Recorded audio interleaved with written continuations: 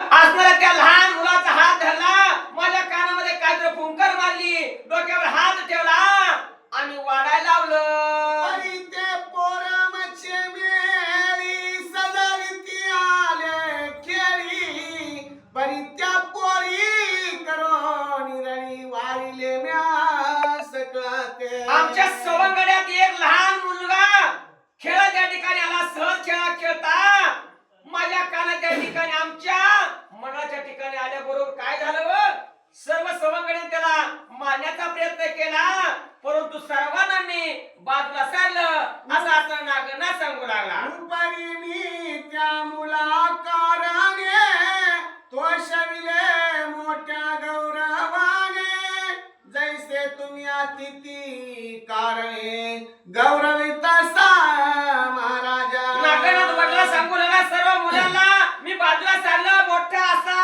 आनंद त्या लहान मुलाचा केला, गौरव केला. जसं तुम्ही आपल्या घरी आल्यानंतर आतिथ्याची म्हणजे पूजा करता तसा मी असणार त्या लहान मुलाचा पाहुणचार केला. लटक मटक स्नान भोजन सारुणी तयाचे पूजिले चरण, नमस्कारुणी ते देखून बोलविला महाराजा. आमच्यापाशी काय खरं होतं का? सर्व लटकच होतं.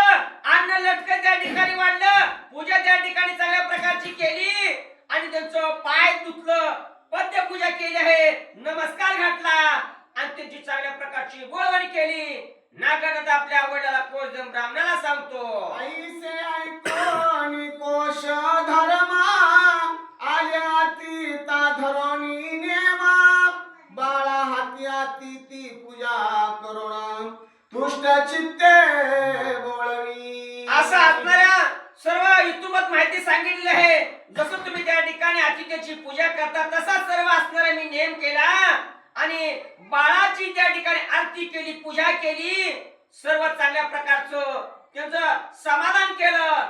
नागनाथ सांगू लागला, ऐसा पावोनी विप्राने मा परम संतोषला दत्तात्रेय नामा, चित्ती म्हणे